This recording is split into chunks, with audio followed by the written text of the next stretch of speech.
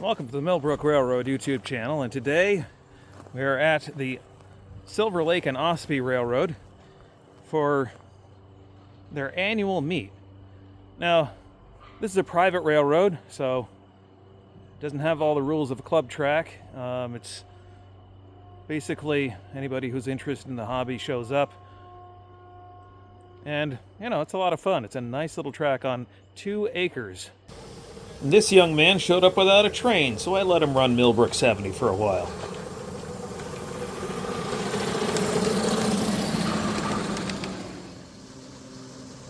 And from the Odd Duck Foundry YouTube channel, here's Peter Grant running Richard Glick's FA unit.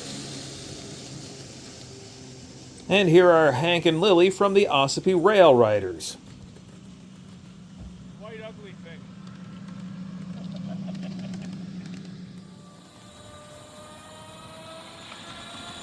Like and subscribe!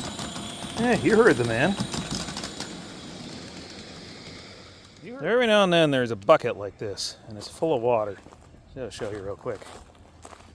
That's for fire suppression for the steam engines that are running around the track. We don't want to light the pine needles on fire.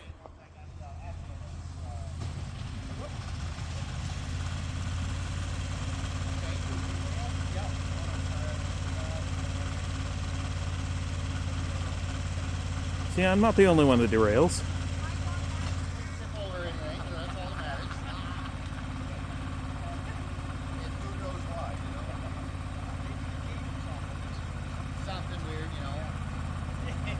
On the track. So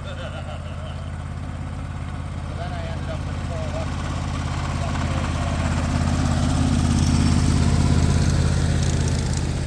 and now this was a big upgrade. And this was a big upgrade. Look at that, like nothing ever happened.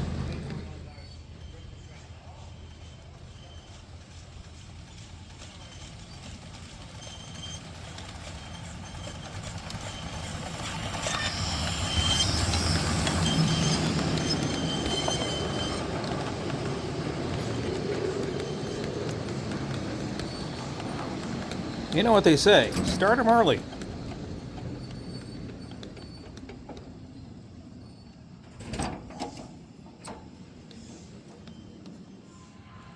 There was no shortage of guest engineers on this meet.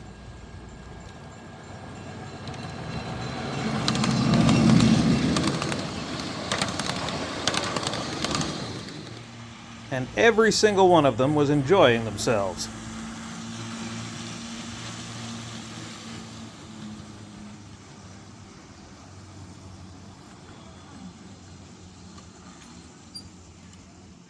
Guess he's riding a little close.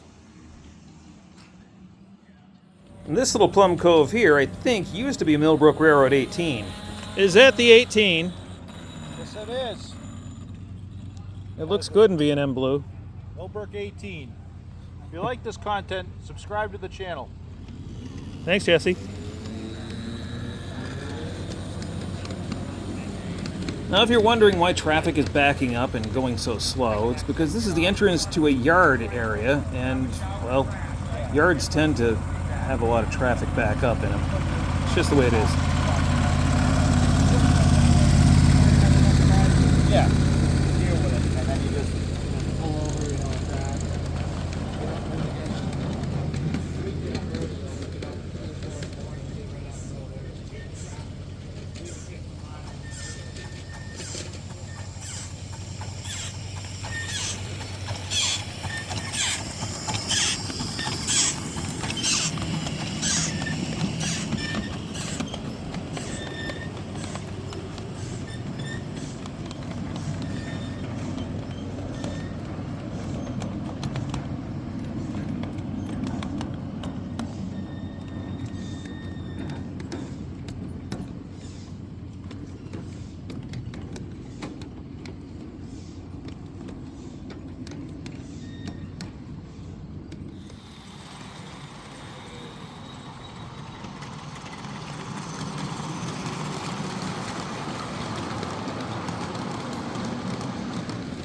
A little later in the day, we see Richard Glick running his own FA1.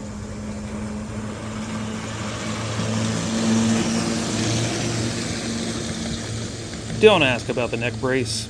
It's a long story. Coming around the curve on the Railroad Supply 25-tonner is Gordy Wallach.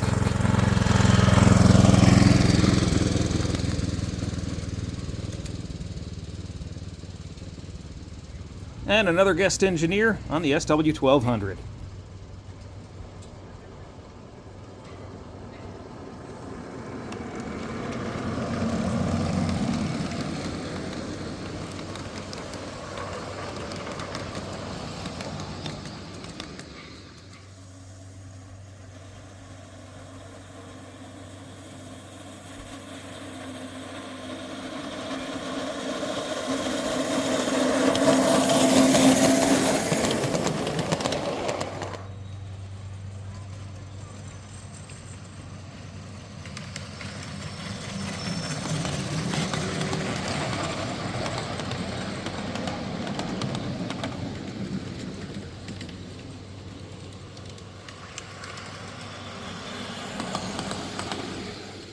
It happens on the full-size railroads. It happens on the miniature ones too. You think a train's coming on one track and there it goes on the other.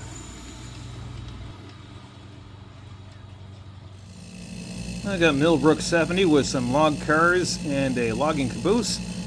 And I think I'm going to hand the throttle off to a guest engineer for a little while and let him run around. We'll take a ride around the track a little later.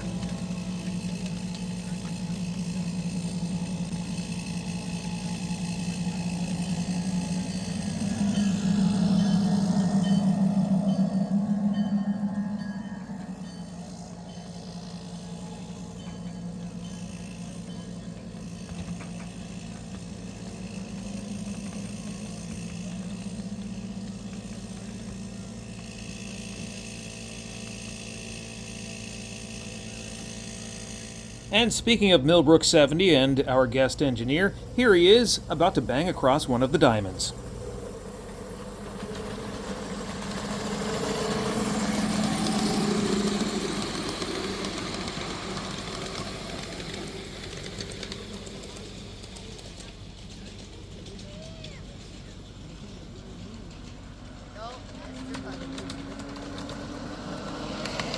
Now I jumped over to the other end of the layout, hoping to catch this train going across the diamond, but he took the bypass instead. Alright, well, if we can't catch the Alco going across the diamond, we ought to at least catch the GP40-2 LW.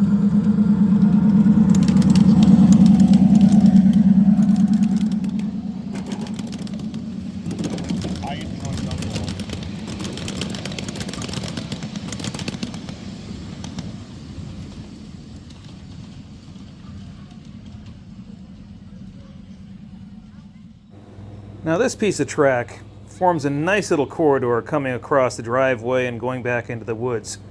It's a good place to catch trains.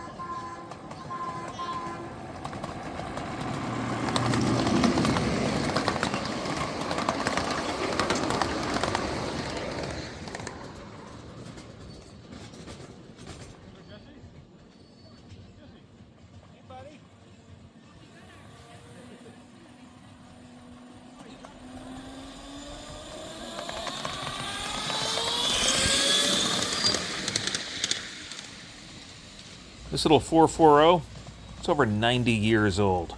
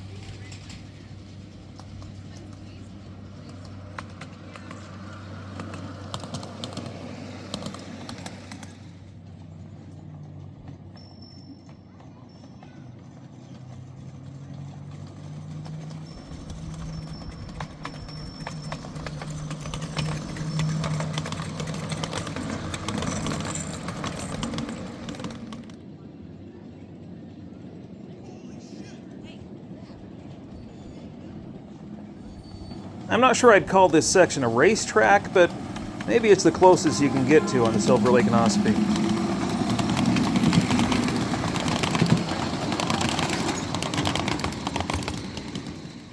Okay, let's sit back and just enjoy a ride going around the Silver Lake and Ossipee Railroad. We'll give you a few different views and maybe go around more than once, but here we go.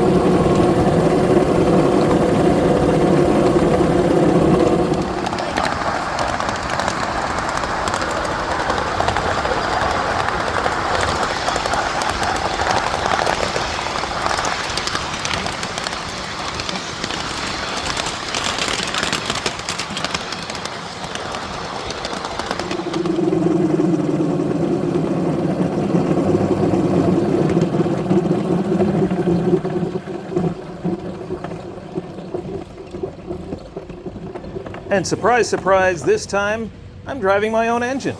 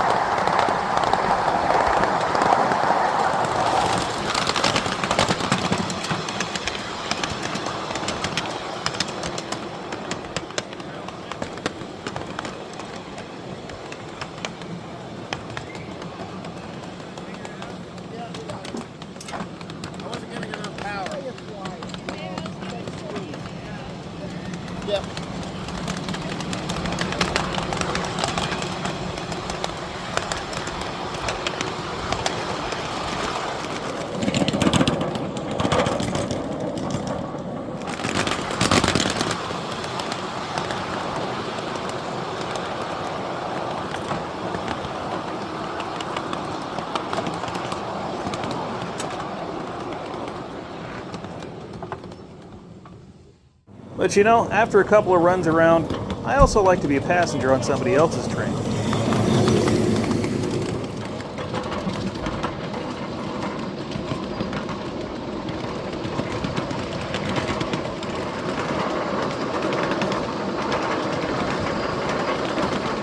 But you know, it's really nice watching people have fun on whatever train they can get on and run.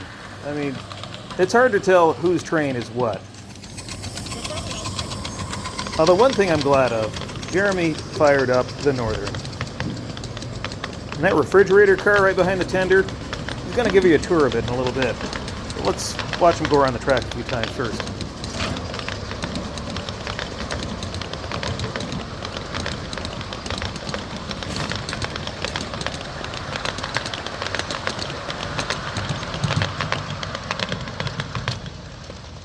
PSR, folks. PSR. You know, I can't have all the fun to myself. I have to share it. So here's another guest engineer on the 70.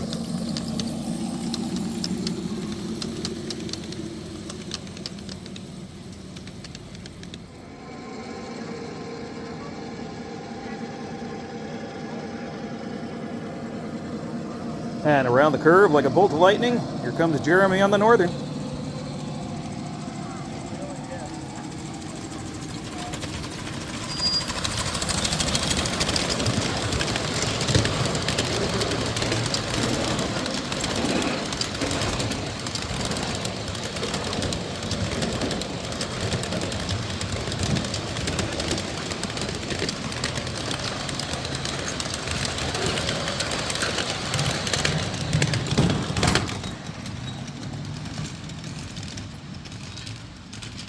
All right, all you rail fans in the audience will get this.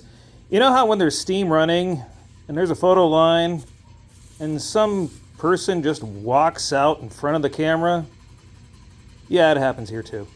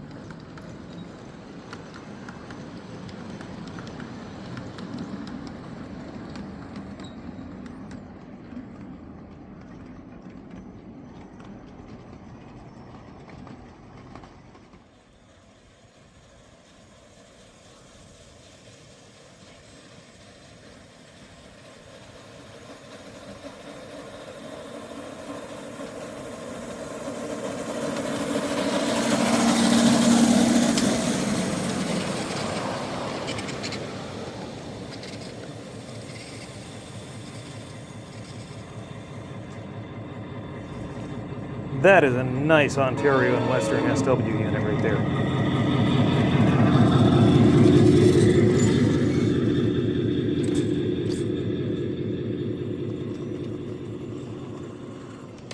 All right, enough of this going around in circles. Let's go back and take a look at that refrigerator car. All right, this has got to be the coolest car here.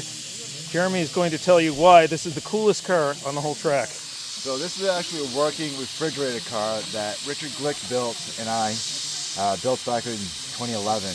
But there's an actual working temperature probe, and the doors actually work on this side.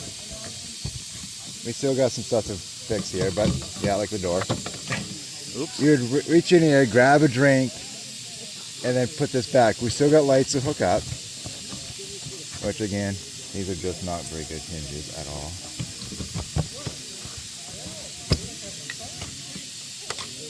Down here we have a Milwaukee battery. that powers the actual fans that are inside. I'll show you in a little bit. There's a P-trap for the ice to actually, when it drains the water off, it drains the water off down here. The roof, to give you a big tour of how it actually works, unscrew this little wheel, because you don't take the roof off all the time. You just take the roof off, you load it. So the way this works is you put your blocks of ice or ice cubes at each end. As the ice melts, it goes underneath the grade down into the P-trap and drains out. All your beverages are going to be in here nice and cool. The fans, like again, the switch for the fans will actually turn them on. We're going to put an Arduino in to control the temperature of the fans and turn on and off to a certain temperature so they're not running all the time. And it does work because the actual temperature probe does get down to like 50 degrees on a hot summer day. We did test this many decades ago. It's been in hibernation for a long time. But this is a very cool car. I made all the stainless inside. This all pulls out and you can actually clean it. And I gotta reseal the silicone in it, but it's very easy to maintain. And at the end of the day, you just drain it off, clean it, and you're done. Yeah. Refrigerator car. Yep. Very cool. Thank you. Yeah.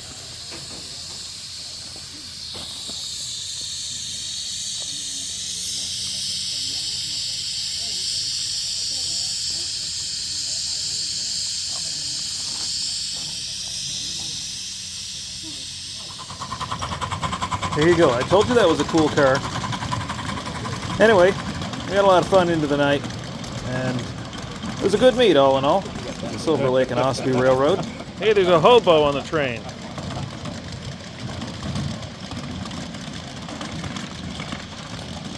And as the sun goes down, the traffic picks up again.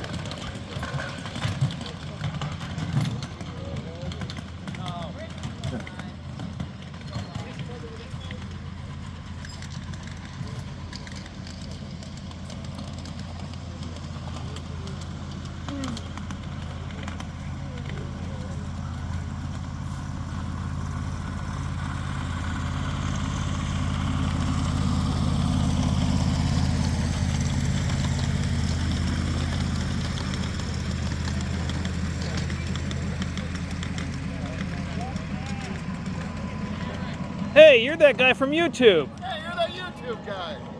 How much are we going to use this bit? Yeah.